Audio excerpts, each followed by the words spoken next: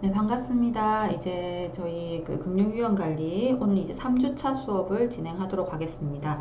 금융위험 관리에서 지난 1주차 수업하고 2주차에서 우리 이제 영화를 보면서 김블이라는 영화를 보면서 일어날 수 있는 은행과 증권사의 위험 관리의 이제 사례를 한번 보았고요.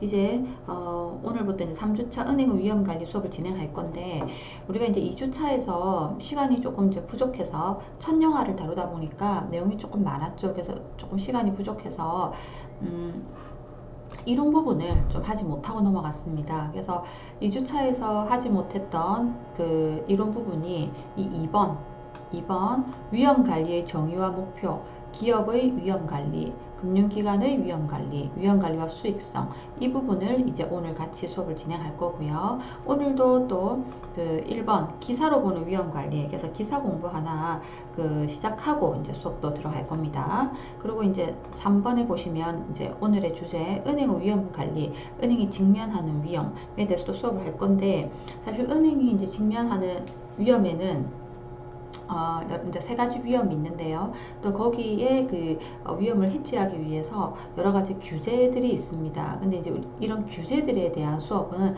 또 우리 수업 주차수에 보면 10주차에 이제 규제와 그리고 여러 가지 뭐 협약들이 이제 나오거든요. 그래서 오늘은 이제 은행의 위험이 어떤 것들이 있고 그렇게 위험 관리를 하기 위한 방법은 어떤 것들이 있는지를 이제 알아볼 것이고 10주차에서 그 방법의 상세 내용을 이제 공부를 할 겁니다. 오늘 이제 내용은 이제 세 가지 주제로 이루어져 있죠. 그래서 영상 영상 세 개로 수업을 진행하겠습니다. 첫 번째 이제 기사로 보는 위험 관리 사례 내용을 보겠습니다. 이 신문 기사를 혹시 이제 보신 분이 계신가요? 얼마 되지 않은 기사입니다. 그래서 지난 9월 10일자 기사에 이제 나왔죠. 그래서 일주일도 되지 않은 기사거든요. 기사로 보는 위험관리 보시면 키움 운용에 대한 기사가 이렇게 나왔습니다. H2O 펀드 사고 에 대해서 이제 다루고 있었는데 그 중에서도 제가 이제 이 기사를 다룬 거는 좀 흥미진진한 제목이 보이죠. 회장 차녀가 책임 매니저였다라는 이제 문구가 눈에 이제 띄게 됩니다. 그래서 H2O 펀드 환매가 되지 않는 사고가 이제 발생이 되는데 하필이면 책임 매니저가 이 키움 운영의 회장의 차녀였다라는 거죠. 예, 안에 내용 한번 보겠습니다. 키움 자산운용이 키움 글로벌 얼터너티브 펀드 환매 중단 사태를 축소하려 했다라고 이제 나와 있습니다. 키움 투자자산운용에서 운용하던 펀드가 하나 있는데 환매라는 말은 이제 고객이 돈을 돌려줘야 되는데 그거를 중단하는 돈을 못 돌려주는 사태가 발생했는데 이걸 이제 축소하려고 했다라는 거죠. 해당 펀드 책임 매니저는 김익래라는 회장의 차녀인 김진희 이사다라고 나와 있습니다. 그래서 김 씨는 2010년에 입사 후에 초고속 승진으로 9년 만에 그룹 내 최연소 임원이 됐다라고 해서 조금 이제 언론의 시선을 지금 많이 받고 있습니다. 상세 내용을 이제 들여다보면 이 제목에 보면 또 다른 기사인데요. 이제 삼성에서는 위험하다고 뺀 펀드를 왜 키움 운용에서는 운용을 했나 뭐 이런 내용이 나와 있고요. 중간 기사 보시면 키움 투자자산운용 해외 채권 펀드 3,600억 원 환매 중단. 그래서 환매 중단된 금액이 이제 3,600억 원이고요. 여기 운용을 하고 있는 펀드 안에는 해외 채권형 펀드가 이제 담겨 있다라고 알 수 있고요. 두 번째 질에 이제 업계에서는 이제 이미 예견된 일이 아니냐, 선제적 대응이 이제 실패로 피해를 키웠다. 지난 4월에 펀드 전량 환매 결정했던 삼성자산운용과 대비가 된다. 그래서 이 사건이 벌어지기 전에 삼성자산운용은 벌써 환매하고 나왔다, 탈출했다는 거죠. 그래서 키움 운용은 대처가 늦었다라는 거고요. 아래 이제 표를 보면 키움 글로벌 얼터너티브 펀드의 개요를 볼까요? 그럼 이제 펀드명은 키움 글로벌 얼터너티브 증권 투자 신탁입니다. 항상 우리가 이제 펀드를 보면 펀드의 그 펀드 이름의 첫자가 운용사 이름입니다. 그래서 운용사 이름을 따서 펀드 첫자를 이제 정해야 되거든요. 그건 정해져 있는 법칙이죠. 그래서 운용사가 키움 투자자산운용이기 때문에 펀드명은 키움 글로벌 얼터너티브 증권투자 신탁이다 라는 걸 알 수가 있고요. 설정일 2018년 10월 5일에서 이제 2년이 거의 다 되어 가네요. 자산 규모가 3,600억 원이다 라고 해서 대형 펀드에 해당합니다. 투자 대상은 이 펀드가 운영한 투자 대상은 글로벌 헤지 펀드 부동산 그리고 원자재에 투자하고요. 대체 투자를 원자재 등 대체 투자를 주로 이제 하고 있다라고 되어 있습니다. 옆에 이제 판매사 비중을 한번 볼까요? 판매사 비중을 보면 키움 운용은 이제 운용사죠. 그래서 상품을 만드는 곳이고 이 만든 상품을 가져가서 판매를 하는 판매사는 또 따로 있습니다. 주로 은행이나 증권사가 되겠는데요. 안에 내용을 보시면 국민은행이 37%나 이제 판매를 했네요. 삼성증권이 28% 판매를 했고요. 신한은행이 15%, 기업은행이 9.8% 정도를 판매를 해서 생각보다 은행 비중이 높다 맞죠? 그래서 은행 비중이 높아서 지금 우리 서민들의 돈이 상당히 이 펀드에 이제 많이 들어가 있겠죠. 3,600억 원 중에서 상당한 금액이 개인 자금이라고 합니다. 우리가 이제 펀드라는 곳에 이제 들어오는 자금 중에서는 여러 그 주체가 있겠죠. 법인도 있을 수 있고요. 기관도 있을 수 있습니다. 근데 은행에서 많이 판매한 걸로 봐서는 이제 개인 자금들이 많이 들어왔다 해서 조금 더 이제 문제의 심각성을 좀 크게 보고 있다라고 볼 수 있습니다. 좀 상세 내용을 보니까 키움 투자자산운용이 3,600억 원 규모의 재간접 공모펀드 환매 중단을 선언했다고 해서 이제 용어들이 나오기 시작합니다. 재간접. 그래서 재간접이란 간접적으로 투자를 하는 겁니다. 직접적으로 주식을 사고 직접적으로 채권을 사는 게 아니라 투자를 하는 펀드에 다시 투자하는 재간접이었다. 그리고 공모펀드였다. 이제 사모가 아니라 공공연히 판매한 공모펀드였다. 이제 재간접 공모펀드에 이제 투자를 했던 재간접 공모펀드를 운영을 했는데 이거를 이제 고객이 돈을 돌려주지 못하는 환매 사태가 이제 발생을 했다라는 거죠. 두 번째 단락에 보시면 실제로 삼성자산운용과 신한 BNP 파리바 자산운용 등도 똑같은 펀드를 재간접 형태로 담았지만 조금 선제적으로 삼성운용은 4월에 해당 펀드를 전부 판매했다. 그리고 그 신한 BNP 운용도 문제가 된 펀드를 편입하지 않았다는 거죠. 그래서 판매 중단 사태를 피할 수 있었다라고 해서 이제 그 운용사들은 이렇게 대응을 했는데 이제 키움이 대응을 못했다고 해서 조금 이제 문제가 이제 발생한 것을 알 수가 있죠. 반면에 키움 운용은 환매 중단 과정에서 게다가 투자자들에게 환매 중단 사실을 지연 통보했다라는 문제까지 지금 발생했다는 거죠. 또 게다가 해당 펀드를 노후 대비 상품인 퇴직연금으로까지 판매를 했다.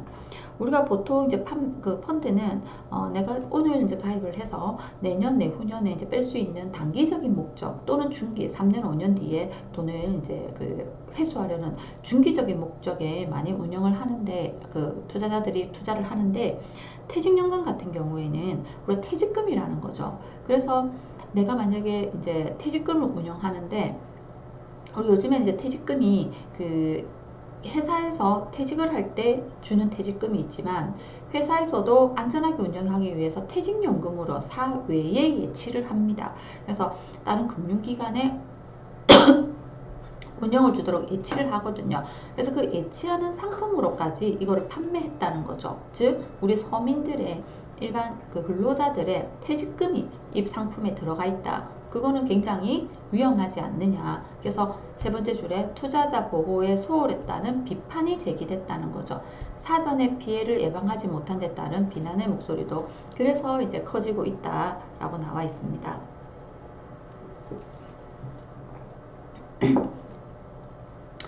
앞서 이제 키움 운용은 지난 7일 불과 이제 며칠 전이죠. 그래서 며칠 전 7일날 이제 사모 재간접 펀드인 키움 글로벌 얼터너티브 펀드 환매를 중단한다고 이제 공지했습니다.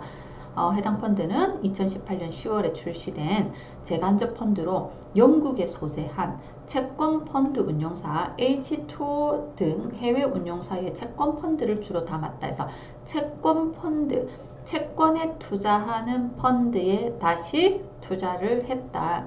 그 중에서도 H2O라는 운용사의 상품이 제일 많았다라고 해서 그래서 H2O가 지금 문제가 됐고 그게 키움 운용의 이 펀드까지 문제로 지금 확산이 된 겁니다. 보시면 이제 환매가 연기된 이유에 대해서 나오죠. H2O의 일부 펀드들이 환매가 중단됐다라고 했죠.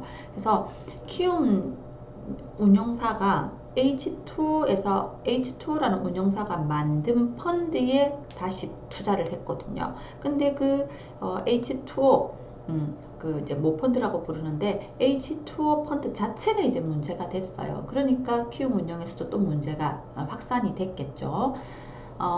두 번째 줄에 H2O의 멀티본드, 알레그로, 멀티스트레지 등 3개 펀드가 보유하고 있는 비유동성 사모채권이 위험하다고 판단했다. 그래서 문제는 여기서부터 이제 시작이 됐네요. 그래서 멀티본드라는 펀드, 알레그로 그 펀드, 멀티스트레지라는 펀드라는 이 세 가지는 사모채권이 이제 들어가 있는 펀드라는 거죠. 사모채권은 또 어떤 개념일까요? 공모채권과 반대되는 개념으로서 잠시 이후에 이제 용어 정리해서 이제 우리 공부를 할 건데, 사모채권이란 개인에게 돈을 빌려주는 거죠. 공모채권도 개인에게 돈을 빌려주는 거지만 공모를 합니다. 공공연히 오픈해서 다수의 사람, 불특정 다수에게 이제 판매를 하는 게 공모채권이라면, 사모채권이란 특정인에게 이제 파는 게 이제 사모채권이거든요. 그래서 사모채권이 위험하다고 판단했다라는 거고요. 두 번째 단락 보시면 H2O가 담은 채권의 회사들이 연이어 파산하면서 유동성의 문제가 생겼다. 그 회사들이 그 채권 회사들이 이제 파산하는 그런 문제가 생겼고요. 또 올해 들어서는 미국과 독일, 이탈리아 등 국채를 시장 흐름과 다르게 투자했다. 그래서 또 대규모 손실이 발생했다라고 되어 있는데, 우리가 이제 국채를 투자한다라는 것은 미국에서 발행한 채권, 독일에서 발행한 채권, 이탈리아에서 발행한 채권을 사서 그것을 금리 흐름에 대비했을 때 이 채권의 가격이 오르거나 내림에 따라서 운영해서 수익을 얻는 게 채권 투자죠. 예, 근데 이거를 잘못했다는 거예요. 즉, 오를 판단을 했으나 시장금리가 뭐 내렸다던가, 시장금리가 내릴 거라고 판단을 했으나 시장금리가 올랐다던가 해서 금리와 채권의 관계에서 투자를 잘못해서 대규모 손실을 이제 발생시켰다는 거죠. 키움자산운용은 H2O 멀티본드와 알레그로 등 2개 상품의 재가처 펀드를 가지고 있는데 이제 이게 문제가 된 거죠. 문제는 세 번째 단락, 문제는 H2O 운용펀드에 문제가 생겼다는 이야기가 지난해부터 수면 위로 떠오르기 시작했다는 점. 영국 파이낸셜 타임즈 등 외신은 지난해 7월 H2O 운영의 펀드에 대한 유동성의 위험을 처음으로 보도를 했다라는 것. 그래서 지난해부터 이런 문제들이 야기가 되고 있었다는 건데, 여기에 늦게 대응을 했다라는 거죠. 그래서 지난해부터 영국의 파이낸셜 타임즈에서 유동성 위험을 얘기했고, 여러 가지 문제가 약간 힌트들이 나오고 있었는데, 삼성이나 신한 BNP 운용사는 미리 탈출을 했는데 우리 키움은 이 부분을 간과했다라고 해서 지난 우리 갬블 영화에서도 보셨듯이 우리 운영진과 관리자와 경영진들이 이런 문제에 있어서 빠른 판단, 상품 운영 일선에서 체킹해서 빠른 판단이 이루어져야 되는데 이런 것들이 이제 부족했다라고 볼 수 있습니다. 보도에 따르면 H2O 펀드는 독일 사업가 라스 윈드호스트가 발행한 채권을 대거 담았대요. 그러니까 한 회사예요, 맞죠? 한 회사에 돈을 빌려주는 그 채권을 많이 샀다는 거죠. H2O 펀드는. 근데 유동성이 낮은 고위험 채권 위주로 담다 보니 펀드에 문제가 생겼다. 결국 투자금 회수에 우려가 커지고 있다고 지적했습니다. H2O 펀드의 위험성이 보도된 직후 불과 4일 만에 해당 펀드에서 56억 유로가 급격하게 인출되었습니다. 그러니까 이렇게 어떤 투자 상품이 조금 문제가 생겼다, 위험해졌다라는 보도가 나가면요, 그 런아웃 사태가 발생합니다. 그러니까 고객들이 돈을 빼버린다는 거죠. 급격하게. 그렇지 않겠습니까? 내 돈이 위험해졌다는데. 그래서 이 인출 사태가 사실은 본 그 위험 리스크보다 더 큰 위험을 초래합니다. 왜냐하면 펀드는 운영을 해서 수익을 내야 되는데 돈이 급격히 다들 돌려달라고 하면 운영을 못하고 또는 손해를 봤는데도 환매를 하고 돈을 내줘야 되는, 그러니까 악순환이 이제 일어나게 됩니다. 그래서 56억 유로가 급격히 인출됐고 또 한 달 뒤에 H2O 인출이 가능한 펀드에서 총 80억 유로가 유출되는 등 대규모 환매 사태가 벌어지기도 합니다. 더 큰 위험을 일으켰겠죠, 이게. 증권업계 한 관계자는 H2O 운영 펀드와 관련한 문제는 지난해부터 예견한 일이다. 적정한 대응을 할 시간 충분했지만 키움 운영 측에서 이를 제대로 대응하지 못해서 사태가 커졌다라고 이제 지적을 하고 있습니다. 한편 해외 펀드를 담는 재간접 펀드에서 환매 중단 사태가 잇따라 나오면서 추가적인 환매 중단 가능성도 이제 제기가 되고 있대요.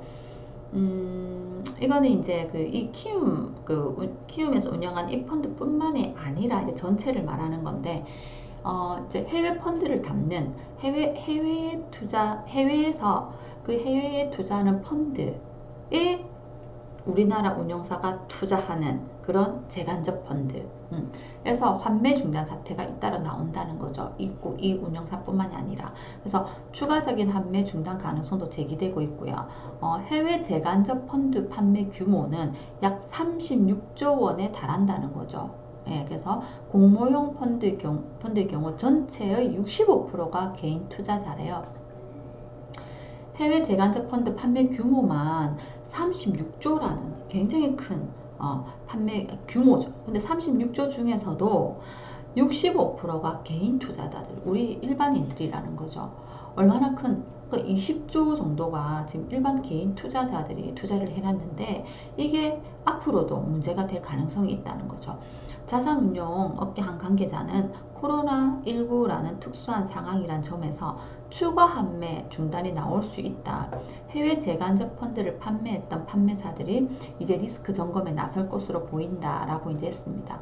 리스크 점검에 나서겠지만 대처가 될 수도 있고 안 될 수도 있겠죠. 그래서 앞으로 조금 우려의 목소리들이 많이 나오고 있습니다. 그래서 저도 그 일선에서 투자자들과 그 상담을 하고 이런 투자를 같이 하는 담당자로서 굉장히 이제 경각심을 가지고 있습니다. 그래서 해외 그 채권형 펀드에 투자하는 펀드들, 저도 한 상품 정도는 고객들에게 이제 그 운용을 권유했던 펀드가 있습니다. 그래서 미래에셋에서 운영했던 펀드인데 그 펀드를 이제 또 그 우리가 면밀히 들여다볼 수가 없어요. 왜냐하면 재간접 펀드이기 때문에 또 그 펀드가 운영하는 펀드, 그러니까 해외에 있는 펀드는 또 그 해외 운용사 펀드죠. 그럼 또 그 운용사에서 운영하는 그 펀드 안에 어떤 종목을 담았는지를 즉각적으로 우리 투자자들이 보고서를 받아볼 수는 없거든요. 그래서 대응이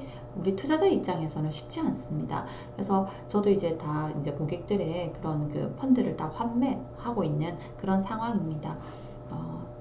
앞으로 이제 코로나19 때문에 사실은 저는 미국도 그렇지만 유럽 쪽을 굉장히 위험하게 보고 있습니다. 그래서 유럽에 투자하는 주식형 펀드, 유럽에 투자하는 그 채권형 펀드에 대해서 조금 더 민감하게 이제 계속해서 추이를 보고 있는 중입니다. 다음 이제 용어를 한번 보겠습니다. 이제 우리 기사에서 나왔던 여러 가지 용어를 한번 공부해보는 시간 가져보겠습니다. 재간접 펀드라는 용어가 나왔었습니다. 그래서 내용 보시면 투자자가 불특정 개인이나 기업이 아닌 일반 펀드로 구성된 펀드입니다. 일반 펀드, 그러니까 펀드가 펀드에 투자를 하는 겁니다. 펀드가 펀드를 투자해야 한다. 다음 내용 보시면 재간접 펀드는 자산운용사가 그 직접 주식이나 채권에 투자하는 것이 아니라 주식이나 채권 등에 투자하는 펀드에 재투자하는 펀드입니다. 그래서 분산 투자를 하기 때문에 투자 위험을 줄일 수 있는 게 가장 큰 장점이다. 재간접 펀드의 가장 큰 장점은 분산 투자를 하기 때문에 리스크를 줄일 수 있는 것이라는 거. 이거 굉장히 중요한 거죠. 그래서 우리 재간접 펀드의 장점과 단점 내용을 이제 앞으로 볼 건데 시험에도 나올 수 있기 때문에 꼭 기억해 두시기 바랍니다. 재간접 펀드란 분산 투자를 하기 때문에 리스크를 줄일 수 있는 게 큰 장점이다. 펀드 오브 펀드라는 겁니다. 또 해외 주식이나 채권 직접 투자가 어려울 경우 재간접 펀드를 이용하면, 그러니까 우리가 일반적으로 그 중국 주식을 사고 미국 주식을 사고 유럽 주식을 사고 종목 사는 게 쉽지 않단 말이죠. 그래서 재간접 펀드를 이용한다는 거죠. 그러면 좀 쉽게 할 수 있다. 예를 들어서 중국 기업 주식이나 채권에 직접 투자하려면 중국 정부의 외국인 투자 규제로 제약도 있거든요.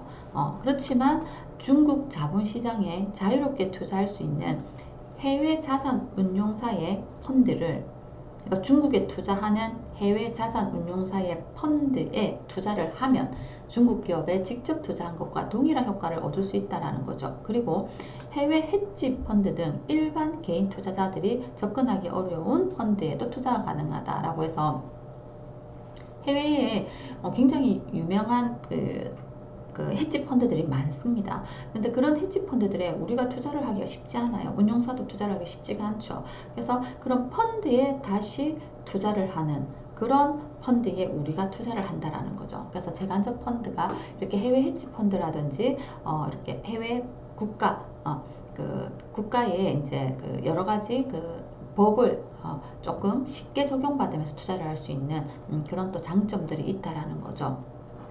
그 다음 또 더구나 시장에서 검증된 펀드만 골라서 가입할 수 있다는 거죠. 펀드 오브 펀드니까 운영을 잘하고 있는 펀드에 다시 투자하는 펀드라는 거죠. 그래서 펀드 운영의 안정성이 상대적으로 높다라는 표현을 이제 썼습니다. 그래서 이 부분도 한번 기억을 해 주시고요. 아무래도 위험을 최소화해서 안정적인 운용 성과를 기대할 수 있는 게 장점이죠. 계속 반복되고 있습니다. 하지만 이제 단점이 나옵니다. 하지만 재간접 펀드는 가입한 펀드가 또 다른 펀드에 투자하는 이중 구조이기 때문에 수수료가 다소 비싸다는 단점이 되겠습니다. 그래서 단점, 재간접 펀드의 수수료는 좀 비싸다는 단점 꼭 기억하시기 바라겠습니다. 이제 공모펀드입니다. 공모펀드는 불특정 다수에게 그 투자의 기회를 열어줍니다. 그래서 공모펀드를 만들어서 그 불특정 다수에게 판매를 합니다. 주식으로 말하면 누구라도 주식을 살 수 있는 것. 우리 삼성전자 주식을 저도 살 수가 있죠. 여러분들도 살 수가 있습니다. 돈만 있으면 삼성전자 주식은 우리 그 거래소를 통해서 살 수가 있죠. 그게 이제 공모 주식, 공모된 주식, 공모펀드라고 할 수 있습니다. 반면 사모펀드는 소수의 투자자들에게 돈을 모으는 겁니다. 49인 이하 소수인들에게만 이제 그 돈을 모아서 운영을 하는 거죠. 그래서 오히려 소수의 투자자들에게만 돈을 모아서 자유롭게 투자하기 때문에 고수익 기업 투자 펀드라고도 합니다. 제한이 없어, 운영에 대한 제한이 없어 자유로운 운영이 가능하다라고 되어 있는데요. 공모펀드는 불특정 다수에게 판매를 하기 때문에 법적 제한이 많습니다. 왜냐하면 시장을 혼란스럽게 하면 안 되잖아요. 그래서 우리 일반인들이 잘못 투자를 해서 손해를 보는 그런 일은 되도록 줄여야 되기 때문에 제한이 많아요. 뭐 예를 든다면 펀드를 처음 만들 때 우리 이 펀드는 뭐 A라는 펀드는 주로 그 성장주 그 주식에 투자를 해서 이 펀드 안에는 70% 이상은 주식을 담는 주식형 펀드로 운영을 하겠다. 근데 그 주식의 대상은 성장주, 주식을 주로 담는 성장주 펀드로 운영을 하겠습니다. 라는 이제 그 취지를 밝혔으면 그거를 유지해야 된다는 거죠. 공모펀드는 그렇습니다. 그걸 유지를 해야 됩니다. 그렇지만 사모펀드는 49인 이하니까요. 뭐 만약에 가령 10명입니다. 10명에게 이제 뭐 1억씩 해서 10억 정도의 자금을 운영하는데 처음에는 그래 얘기하는 거죠. 성장주 어떤 기업에 투자를 할 겁니다 했는데 운영해 보니까 별론 거예요.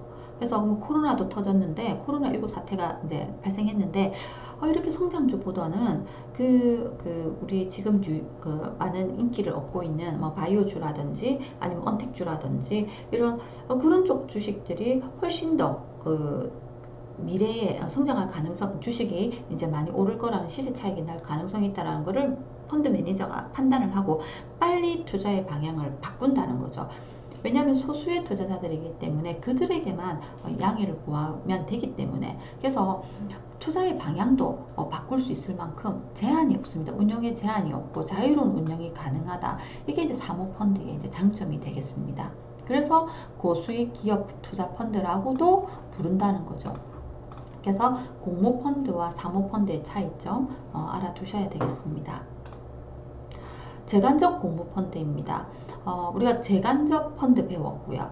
공모펀드 배웠습니다. 이거를 섞어 놓은 겁니다. 그래서 재간접 공모펀드, 즉 펀드 오브 펀드인데 공모로 파는 펀드입니다. 그래서 여러 개의 헤지 펀드를 하나의 공모펀드로 묶어서 소액 투자도 가입할 수 있게 한 상품입니다. 공모펀드의 장점은 소액 투자가 가능하죠. 그래서 펀드 가입할 때 10,000원도 투자할 수 있습니다. 뭐 A라는 펀드 가입할 때 10,000원 넣을 수 있거든요. 근데 사모펀드는요, 최소 1억, 2억, 3억에서 시작합니다. 그래서 공모펀드로 묶어서 소액 투자도 가능할 수 있는 게 또 공모펀드의 또 하나의 특징, 장점이 되겠습니다. 가입 요건이 1억 원이어서 고액 자산가들이 전유물로 여겼던 헤지 펀드에 비해 재간접 공모펀드는 소액 투자도 가능하다라고 이제 나와 있죠. 다음 용어 정리 보겠습니다. 이제 환매라는 용어입니다. 환매라는 용어는 내용을 읽어보시면 조금 헷갈릴 수가 있거든요. 제가 간단하게 설명드리면 이제 내가 만약 투자자인 거예요. 그래서 이제 증권사 가서 그 펀드를 하나 가입했습니다. 그래서 100만 원을 넣었습니다. 그래서 내가 돈을 100만 원을 투자를 했는데 어느 일정 시점 지나서 돈을 빼고자 하는, 돌려받고자 하는 게 이제 환매입니다. 다시 매매한다는 거죠. 처음에 제가 샀던 게 1차 매매고 다시 돌려받는 게 2차 환매가 되겠습니다. 보시면 넓은 의미로 매도인이 한번 매도한 물건을 대가를 지급하고 다시 매수하는 계약. 그러니까 이게 증권사로 본다면 증권사가 투자자에게 물건을 한번 매도했죠. 돈을 100만 원 받고 펀드를 100만 원 매도했죠. 근데 다시 돈을 내어주고 펀드를 가져오는 매수, 투자자 입장에서는 돈을 다시 돌려받는 그게 환매제라고 되겠습니다. 환매 제한입니다. 그러니까 앞에 환매 공부는 했는데 환매 제한이 걸리는 겁니다. 그래서 주식형 수익증권 중에는 투자 후까지는 환매 제한이라는 문구를 다는 경우가 종종 있습니다. 그러니까 이게 투자할 때까지 환매 제한, 그러니까 환매의 제한이 있을 수 있다라는 거죠. 만기 전에는 돈을 찾을 수 없는 환매 불가까지는 아니지만 약관상 특별 조항에 해당하지 않을 경우에는 일정 기간 환매 제한 기간을 이제 둬서 인출할 수 없습니다. 환매 제한 기간에 돈을 찾을 수 없다는 경우는 뭐 투자자 본인의 사망, 해외 이민, 개인 파산 뭐 이런 것들이라고 되어 있는데 이렇게 환매 제한을 두는 상품도 있고요. 환매 제한을 두지 않는 상품도 있습니다. 환매 제한을 두는 이유, 환매 제한을 두거나 환매 불가를 두는 이런 이유들은 원활한 투자를 위해서 그렇습니다. 예를 들어서 내가 만약에 A라는 부동산을 사는 어떤 부동산 투자 펀드라고 해볼게요. 그럼 부동산을 100억 주고 샀습니다. 그래서 고객들의 돈을 100억을 유치해서 100억이라는 그 부동산을 샀는데 만약에 환매 제한이 없으면 누군가가 돈이 급해서 내가 투자한 1억을 빨리 돌려주세요 라고 하면 이 펀드는 이 100억이라는 부동산을 샀는데 이 투자자 한 명 때문에 이 100억이라는 부동산을 팔 수가 있을까요? 팔 수가 있으면 다행이지만 팔 수가 없을 수도 있어요. 그래서 손해를 보고 부동산을 팔아야 될 수도 있죠. 왜냐하면 돈을 돌려줘야 되니까요. 그래서 원활한 이 상품의 총 취지에 맞게끔 투자를 하기 위해서 환매 제한을 두는 경우도 있습니다. 예, 그래서 그런 환매가 제한되는 경우도 있다라는 거 알아두시고요. 그다음에 사모채권입니다. 이제 공모채권과 사모채권은 이제 다르다고 제가 말씀드렸죠. 그래서 채권 발행자가 특정 인수자입니다. 특정 인수자. 그래서 정해진 사람, 특정 인수자 A와 B가 있는데 A가 채권을 발행해서 B에게 파는 겁니다. 즉 A가 B에게 돈을 빌린다. 이렇게 개인적으로 4인끼리 개인적으로 특정 인수자에 대해서 그래서 둘끼리 돈을 빌리는 거니까 일정 조건을 서로 일정 조건으로 인수 계약을 체결하고 그 발행 총액을 인수자가 전액 인수하는 방법으로 중개인 필요 없이 둘이서 하면 되죠. 중개인 등을 통하지 않고 발행회사가 재반 절차를 직접 수행하는 직접 발행 형태의 채권 발행 방식이다. 기억하시면 되겠습니다. 그래서 직접 발행합니다. 내가 너에게 직접 발행하는 거죠. 중개인 없어도 됩니다. 특정 인수자는 1인일 수도 있고요. 물론 2, 3인일 수도 있고요. 물론 법인일 수도 있을 겁니다. 그렇지만 특정 인수자에게 직접 발행하는 채권 발행 방식이 사모채권이라면 이제 공모채권입니다. 공모채권이란 불특정의 다수인에게 파는 것. 불특정 다수. 그래서 이거는 이제 중개인을 통해서 내가 뭐 100억이라는 채권을 발행했습니다. 근데 이 중개인은 이거를 가져가서 100명에게 1억씩 팔아도 되고요. 1000명에게 1000만원씩 팔아도 됩니다. 그리고 누구는 1000만원치 사가고 누구는 100만원치 사가고 누구는 10만원치 사가도 됩니다. 그래서 불특정 다수에게 판다는 것이고 그리고 또 특정인 또는 기관에게 인수케 하는 것도 있습니다. 그래서 특정인에게 인수케 하는 것도 있습니다. 전자를 공모채권, 후자를 비공모채권이라고 합니다. 주로 국채, 회사채, 금융채 등은 대부분 공모채로서 증권회사 등의 정보를 통해서 판매가 됩니다. 비공모채권은 정부보증채, 지방채 등이 비공모채권에 해당이 될 겁니다. 그래서 저는 이제 그 2달 전에도 그 증권회사를 통해서 회사채를 산 적이 있습니다. 회사채 어떤 기업에 이제 채권을 샀죠. 이자 그 채권 이율이 약 5% 정도 되는 채권이었는데요. 이제 5% 정도 되는 채권을 저는 그 증권회사 앱을 통해서 모바일로 저희 집에서 그냥 얼마 내가 원하는 만큼을 이제 매수를 했습니다. 그렇게 이제 제가 산 그런 채권은 이제 공모채에 이제 해당이 되겠습니다. 그래서 증권회사를 통해서 저는 샀고요. 그래서 이 공모채와 사모채권의 차이점도 여러분 기억을 해 두셔야 되겠습니다. 그래서 오늘 이제 용어 정리 한 몇 가지인가요? 한 7, 8가지 했나요? 그래서 용어 정리했던 거 기억하시고요. 용어 정리한 것은 항상 시험에 나올 가능성이 있으니까 따로 이제 메모를 해서 공부하시기 바랍니다.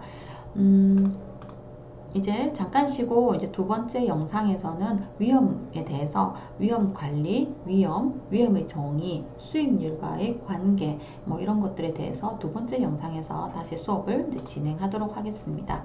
수고하셨습니다.